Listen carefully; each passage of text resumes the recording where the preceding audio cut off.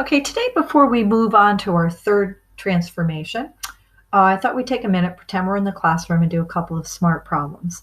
Please note that this notes page is connected to Classroom, and this would be the first slide. Of course, just beware the answers would be the next slide, so you might want to fold it over when you're working on these, or if you have a piece of graph paper, you can do it there as well. We're going to take parallelogram, which is a four-sided figure where opposite sides are parallel. It's not necessarily a rectangle or a square because the angles might not be 90 degrees. We'll see on this one. 4 points. This is our pre-image, and we're going to reflect it over the y-axis. Notice I'm using my reading strategy and circling those. You could plot those 4 points, use the axis of reflection, and move them in the opposite direction. Or you could simply go from this coordinate to its reflected coordinate, talking about the technique that we used in the last video. That's kind of the way a video game or an animated movie would do it. The second 2 problems, you're going to just say which axis did the point reflect over. So you started with this point and it moved here. Which axis did it go over? And then third one here is the best of the bunch, and then it does both a reflection and a translation. So you're going to take this pre-image triangle, you're going to reflect it over the x-axis, and then take that new triangle and translate it 4 units to the right and 3 units down. This is much more like what we would expect to see, tiny little mini step of what we would expect to see in a video game or something like that. I ask you to pause the video. Please do these 4 problems, and we'll come back and see how you did. And I'm going to move right over to the answer key here. So if you had plotted the H, I, J, K, it would be the blue one. So just remember, if we're plotting -1, 3, you would start at the origin. The -1 in that first spot would be in the x direction, and since it's negative, you'd go to the left 1. And the +3 in the y direction would mean you would have gone up 3. You would have plotted the 4 points, and that's what I mean by parallelogram. And if you used your figure here to reflect over the y, since h is 1 to the left, the new h prime would be 1 to the right. I is 1 to the left, the new I prime would be 1 to the right. And then weirdly enough, since k is already to the right, k prime would actually go to the left. So instead of being 2 to the right, it would be 2 to the left. And that's what I mean that it overlaps on itself. It almost, to me, looks three-dimensional. And then you could have come over here and just written the coordinates of h prime, I prime, j prime, k prime off the graph paper. The other way to do it is to remember that when you reflect over the y-axis, the y-coordinate is going to stay the same, and the x-coordinate will change its sign. So the h prime kept the 3 as the y, but became a +1. And if you'll notice, all 4 of the coordinates have the same y coordinate, but the x coordinates change sign. So whenever you're reflecting, whichever axis you're reflecting over, the y coordinate in this case would stay the same. If you had been reflecting over the x would have stayed the same. Having said that, if you look at number 18, the x stayed the same, so it's the x-axis. And over here, the y stayed the same, so it's the y-axis. Down here, we're going to take this guy and reflect it. So, if we reflect it, I wrote the original coordinates down here from the image. And then notice when we reflected over the x's stayed the same and the y's changed sign. And you can kind of see up here that the original s was 1 below the axis of reflection, and s prime would be 1 above. Now, once you have this new red triangle that's been reflected, you're going to translate it 4 units to the right and 3 units down. So that t, if you count, went 4 over and 3 down and became t prime. The other way to do it is to use the translation notation. To the right would be taking your x-coordinate +4, and down would be taking your y-coordinate -3. So if you just come down here and take -4 + 4, you get 0, and 3 - 3 gives you 0. -3 + 4 gives you 1, and 1 - 3 gives you -2. And I'm just putting the x and the y coordinates in and doing this math, and you'll see this is where it moved. So, all three of these triangles are the same shape and the same size. They're all congruent, but they're just being either flipped or slid along the coordinate plane. Now today we're going to add the third, which is a rotation, which is going to be a spin. So we're going to be doing some cartwheels today. And we're going to start by rotating around a vertex. One of the corner points of the shape will basically have a pin in it, and we're going to rotate around it. There are three things you need to know for rotations. I want all of you basketball players out there to remember that you're basically creating a pivot foot. So you're going to stick a pin in the corner, and you can only move in two directions. On an analog traditional clock, as you see, I'm going around here with the second hand.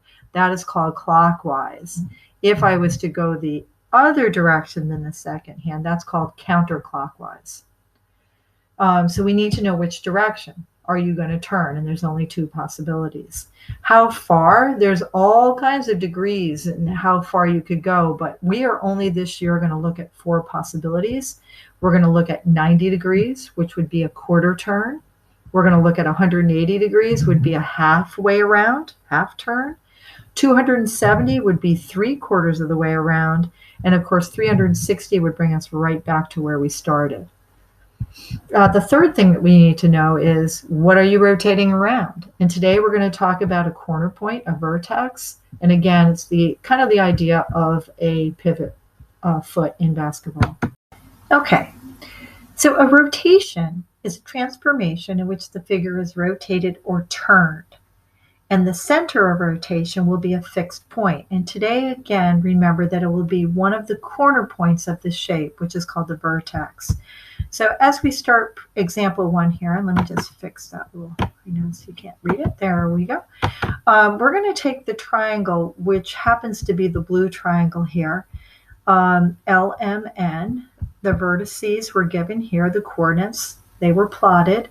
And now we're going to take that triangle and we're going to turn it. We're going to rotate it. Remember, we're looking for three things, and I've circled them. What direction? Counterclockwise. How many degrees? 180. And around which of the three corner points? And it will be corner or vertex L. I put a little note here that sometimes a small scrap of paper, if you cut out a little triangle and kind of put it up to the screen or on your paper and rotate it, it'll help you kind of see what's going on. I'm actually going to turn on a rotation tool here to show you how to do this. So I'm going to rotate that blue triangle. Now, just to show you, that would be clockwise. That would be going with the second hand. This would be counterclockwise. And I'm going to go 180 degrees, which is a half turn. Now, if I were to stop here, that would be 90 degrees. And if I keep going another 90 degrees all the way in the opposite direction, there would be the 180 degrees counterclockwise. And notice I stuck the pin in L. If I'd stuck the pin in M, the triangle would have been rotating up around M. So you kind of stick a pin that L doesn't move. The triangle is going to move either towards the left, which is called counterclockwise, or to the right, which is clockwise. And then it's going to stop either a quarter, a half, 3/4, or spin all the way around would be a full rotation. Yes, you can rotate 12 degrees, but in this course, we're only going to do 90, 180, 270, and of course 360 would put you right back where you are. Now I'm just going to set this back so we can see the letters better, and you'll see here is they're showing you the 180 right there around L.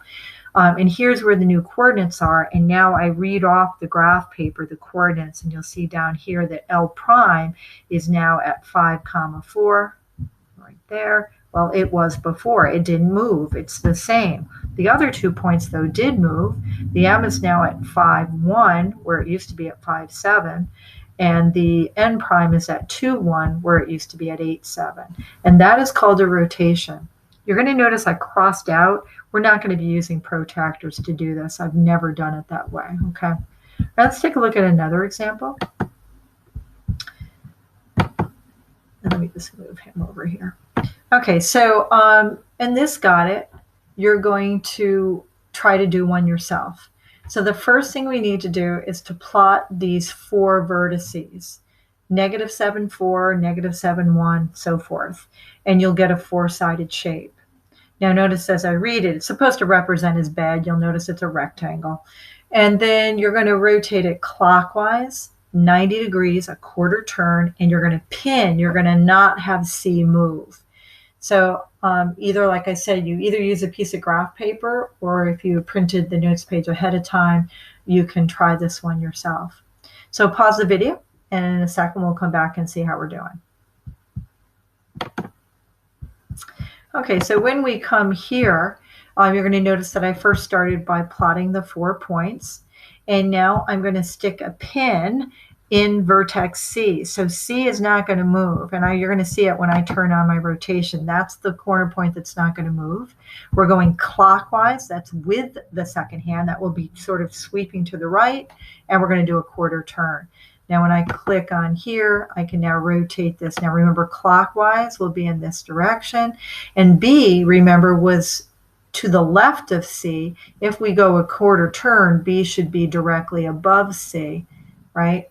And that's how that would look. Let me just show you on the next slide. It kind of gives it both of those there. Okay, so there's where we just saw it. And now if I wanted to get what are the new coordinates, I just read them off the graph paper. So B would be -2, 1, 2, 3, 4, 5, 6. A would be 1, 6. D would be 1, 1, and C would have stayed the same. And that is how we rotate around a vertex. So I have just a couple more here that we can try together. And again, if you want to stop and try them, or you can continue as we talk them through. So I've got triangle CAT. I'm going to pin T. I'm going to put a pin in T so it doesn't move, and you're going to see me do that by putting the rotation tool. I'm going to go counterclockwise, which is against the second hand, so sweeping to the left, and I'm going to do a quarter turn. So I'm going to go counterclockwise in this direction. That's against the second hand, and a quarter turn. If A was straight above T, it's going to be to the left the T, and you will see the right angle form there, right? You'll see that right angle form. Show you. See here, you can see both of them. So once you've rotated counterclockwise, and it's just asking for C, you can see that it would be -8, 8 to the left and 1 down. And right here, see how I'm tracing that 90-degree angle that's swept to the left in the counterclockwise direction. Okay, this time we're going to still go counterclockwise. We're still going to go around T, but we're not going to go a quarter turn. We're actually going to go 3/4 of the way around. So we're going to sweep 390 degrees, basically, okay? So I'm just going to show you, sometimes you can just pick a line segment, and you can just rotate a line segment to see how one thing, so if you look how point A is going to move there, you can just kind of move it, and we're going counterclockwise. If I was to stop right there, that would be the 90 degrees. But I got to keep going, still pivoting, still turning. If I stopped right there, that would be the 180. And if I come another quarter of the turn, which would put it out to the right, that's where 270 would be. So you can kind of see how I swept. So I'm going to, again, if you don't mind, just show you here. See if I can get this one to rotate. It might not do it here. Yeah. So I'm going to rotate the whole triangle this time. So that would have been 90 counterclockwise. That would be the 180. And there's the 270. Now, I don't know if you've noticed something, but 270 degrees counterclockwise is actually the same thing as 90 clockwise. So if you're going to go 3/4 of the way around in the counterclockwise direction, you could have just gone 1/4 in the other way. So a 90 degrees clockwise rotation around T is the exact same thing as a 270 counterclockwise. So you're going 3/4 one way. The shorter way would have been to go a quarter the other way. Where was A prime? it would end it at 2, 2, which would be right there, which I'm pointing to. How about one more? So we're going to take triangle cat here. We're going to rotate it this time around A. So I'm going to put my pivot point there. You could imagine sticking your pencil in there. A is not going to move. We're going to go clockwise with the clock in 180 degrees, which is a half turn. So again, I'm going to go with the clock. So I'm turning it this way, right? With the clock. If I was to stop there, that would be 90. I've got to keep going. Another quarter turn around. And what you're going to notice with 180 degrees is that it sends everybody in the complete opposite direction, except for the point A. So the original C was 3 to the left. The new C will be 3 to the right. The original T, notice, was 5 down. The new T will be 5 up. So 180 degrees sends everybody in the opposite direction except for your pivot point. Oh, by the way, 180 degrees, whether you go clockwise or counterclockwise, you're going to land in the same spot. When you take a half turn, you will end up in the same spot whether you turn clockwise or counterclockwise. So where did C prime sort of ended up? He's out here at the point 7, 4. So those are the start of rotations. They take a little bit more doing around the vertex because there isn't a formula that I can give you.